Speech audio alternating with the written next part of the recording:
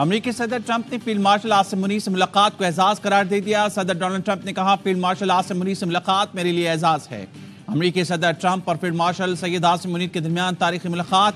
صدر ٹرمپ نے کہا، فیلڈ مارشل عاصم منیر کو دو ایٹمی طاقتوں کے درمیان جنگ روکنے پر شکریہ کے لیے مدعو کیا گیا تھا۔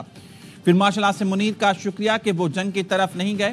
پاکستان اور بھارت دونوں ایٹمی طاقتیں ہیں، کشیدگی ختم ہونا مثبت ہے۔ پاکستان اور بھارت دونوں سے تجارتی معاہدے پر بات ہو رہی ہے۔ فیلڈ مارشل عاصم منیر سے ایران کے معاملے پر بھی بات کی ہے۔ فیلڈ مارشل عاصم منیر ایران کو بہتر طور پر سمجھتے ہیں اور مسئلے سے آگاہ ہیں۔ امریکی صدر ڈونلڈ ٹرمپ کا فیلڈ مارشل عاصم منیر کے اعزاز میں کیبنٹ روم میں سہرانا۔ دونوں رہنماؤں کے درمیان ملاقات 2 گھنٹے جاری رہی۔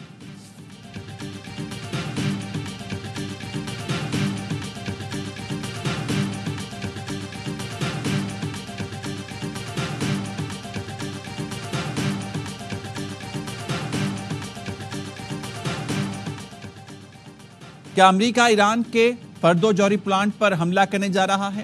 امریکی صدر سے سوال۔ امریکی صدر ٹرمپ نے جواب دیا، کچھ بھی ہو سکتا ہے۔ فردو پلانٹ سے متعلق معاملات خفیہ ہیں۔ ایران پر حملوں سے متعلق ابھی تک کوئی فیصلہ نہیں کیا۔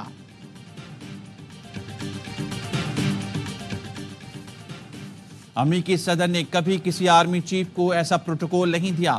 فیلڈ مارشل عاصم منیر جیتے ہوئے سپہ سالار کی حیثیت سے گئے، ان کی وجہ سے ملک کو عزت ملی۔ سینیٹر فیصل وابڈا کہتے ہیں، امریکی صدر اور فیلڈ مارشل کی تاریخی ملاقات ہوئی ہے۔ امریکی صدر نے جو الفاظ کہے، یہ پاکستان کی کامیابی ہے۔ وزیراعظم کا بھی شکریہ، انہوں نے بہت تعاون کیا۔ بہت پہلے کہا تھا کہ پاکستان کے لیے خوشخبریاں ہیں۔ فیلڈ مارشل دلیر ایماندار ہیں، اس لیے عزت ملی ہے۔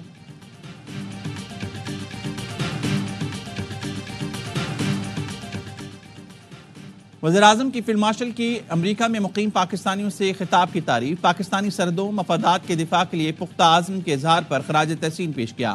وزیر دفاع خواجہ آصف کہتے ہیں، پاکستان حالیہ بحران میں ایک اہم اور اچھا کردار ادا کر سکتا ہے۔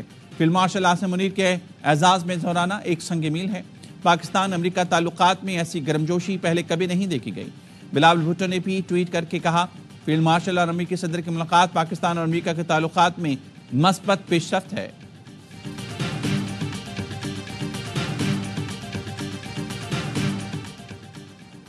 اسرائیل پر میزائل حملے جاری رہیں گے۔ 12ویں مرحلے میں طویل فاصلے تک مار کرنے والے سجیل میزائل استعمال کیے۔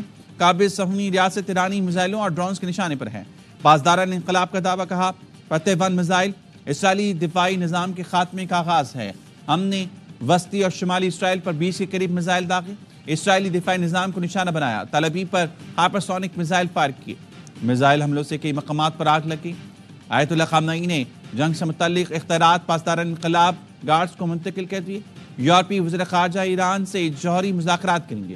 اسرائیل ایران جنگ پر اقوام متحدہ کی سلامتی کونسل کا اجلاس کل ہوگا۔ اسرائیلی فوج کا ایران میں میزائل بنانے کی فیکٹری پر فضائی حملے کا دعویٰ، کہا، ایران میں anti tank missile production site کو نشانہ بنایا۔ اسرائیل نے شہریوں کو بھی ٹارگٹ کرنا شروع کر دیا۔ اصفہان کے قریب گاڑی پر حملہ خاتون اور 2 بچوں سمیت 6 افراد شہید۔ اسرائیل کا مغربی ایران میں 25 لڑاکا طیاروں سے 40 مقامات پر حملہ۔ اسرائیلی وزیر دفاع نے دعویٰ کیا کہ ایران کا داخلی سیکیورٹی ہیڈ کوارٹر تباہ کر دیا۔ اسرائیل کے جنگی طیاروں نے ایرانی سیکیورٹی ہیڈ کوارٹر کو نشانہ بنایا۔ تہران کے گرد فوجی ٹھکانوں پر فضائی حملے جاری۔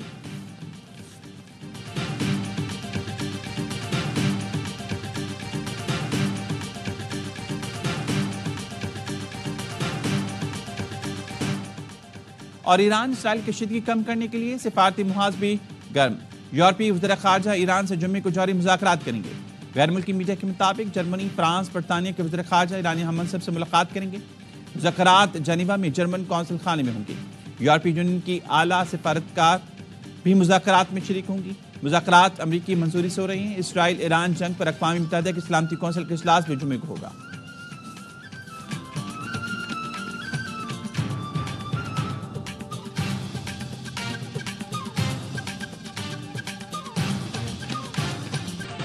اسرائیل نے برادر ملک ایران کے خلاف کھلی جارحیت کی۔ ایران اسرائیل جنگ سے پیدا ہونے والی صورتحال تشویشناک ہے۔ وزیر اعظم شہباز شریف کا وفاقی کابینہ کے اجلاس سے خطاب، کہا، ایرانی صدر سے گفتگو میں پاکستان کی جانب سے مکمل یکجہتی کا اظہار کیا۔ عالمی برادری ایران اور اسرائیل میں فوری جنگ بندی کے لیے کردار ادا کرے۔ یہ جنگ نہ صرف خطے بلکہ دنیا کے لیے بھی انتہائی خطرناک ہے۔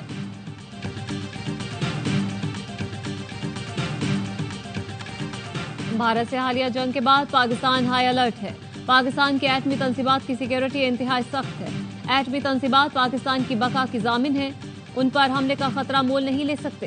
وزیر دفاع خواجہ آصف کہتے ہیں اسرائیلی وزیر اعظم پاکستان پر حملے سے پہلے کئی بار سوچے گا۔ اسرائیل ایران تنازع پورے خطے کو تباہ کن جنگ میں جھونک سکتا ہے۔ تنازع نے طول پکڑا تو بارڈر سیکیورٹی پر زیادہ توجہ دینا ہوگی۔ اسرائیل ایران کشیدگی پر امریکہ سے کوئی مخصوص بات چیت نہیں ہوئی۔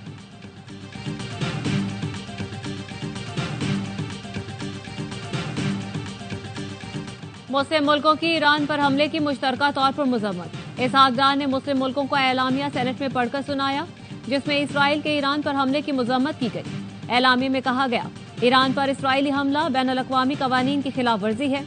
آزاد ریاستوں کی خود مختاری اور سلامتی کو یقینی بنانا چاہیے۔ خطے میں فوجی کارروائیاں مزید کشیدگی کا باعث بنیں گی۔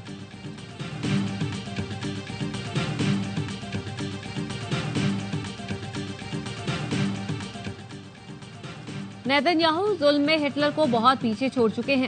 ترک صدر اردوان کے اسرائیلی وزیر اعظم پر شدید تنقید۔ پارلیمنٹ سے خطاب میں صدر اردوان نے کہا اسرائیل کی دہشت گردی کے خلاف ایران کا دفاع فطری، جائز اور قانونی حق ہے۔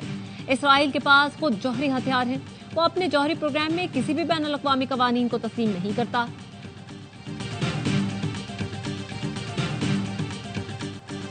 متحدہ عرب امارات کا ایرانی عوام کی حمایت کا اعلان۔ اماراتی صدر شیخ محمد بن زائد ال نہیان کا ایرانی ہم منصب کو فون، کہا موجودہ حالات میں ایران اور اس کے عوام کے ساتھ ہیں، صورتحال پر قابو پانے کے لیے فریقین سے رابطے کر رہے ہیں۔ یو اے ای کا سلامتی کونسل سے اسرائیل ایران تنازع فوری حل کرانے پر زور، روس نے بھی ثالثی کی پیشکش کر دی۔ صدر پیوٹن کا اماراتی صدر سے ٹیلی فونک رابطہ، ایران اسرائیل جنگ پر گہری تشویش کا اظہار، جنگ کے فوری خاتمے پر زور۔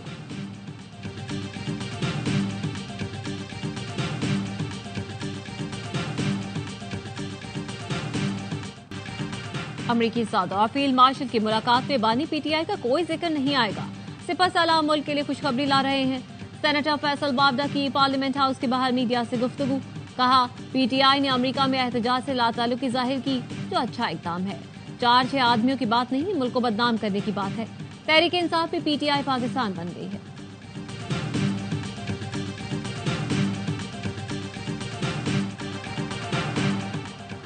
صدر آصف علی زرداری کا پاکستان آرڈیننس فیکٹریز باغ کا دورہ۔ صدر زرداری نے فیکٹریز کے مختلف پیداواری یونٹس کا معائنہ کیا۔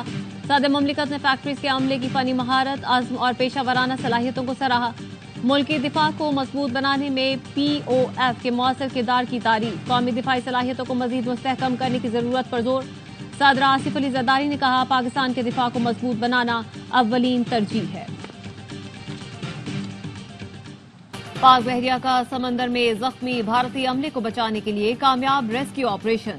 لائبیریا کے آئل ٹینکر نے مدد کی درخواست کی تھی۔ جے ایم آئی سی سی نے ہنگامی کال پر فوری ریسکیو آپریشن کر کے زخمی بھارتی اہلکار کو کراچی منتقل کیا۔ آئی ایس پی آر کا کہنا ہے کہ ریسکیو آپریشن قومیت سے بالاتر پاک بحریہ کی پیشہ ورانہ قابلیت کا عکاس ہے۔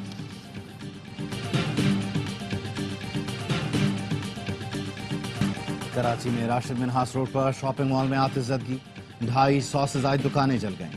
ریسکیو انچارج کا کہنا ہے کنٹرول روم میں دھماکے سے چنگاری نکلی تو اسے نظر انداز کیا گیا۔ 10 منٹ بعد آگ بھڑک اٹھی۔ ایک ہی راستہ ہونے کے باعث آگ پر قابو پانے میں مشکلات کا سامنا کرنا پڑا۔ مال کا فائر سسٹم غیر فعال ہے، ہنگامی خارجی راستے تک موجود نہیں۔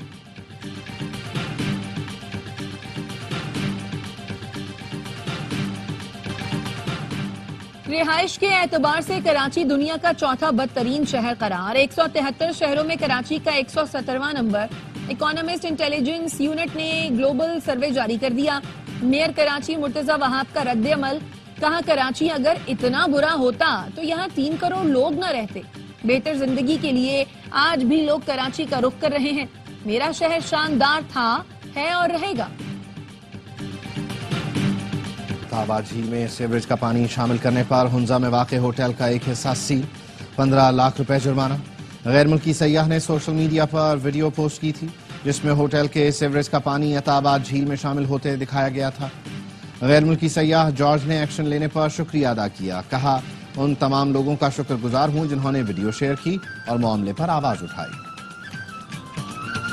जैकब आबाद में रेलवे ट्रैक पर धमाका, जाफर एक्सप्रेस की 6 बोगियां पटरी से उतर गईं। बम डिस्पोजल स्क्वाड का कहना है 8 से 10 किलो धमाका खेज मवाद इस्तेमाल किया गया। चागी के नवाही इलाके नोकचाह में रेलवे ट्रैक की बहाली का काम दूसरे रोज भी जारी। ट्रैक बंद होने से कोयटा से तफ्तान मालबरदार ट्रेनें रुकी हुई हैं।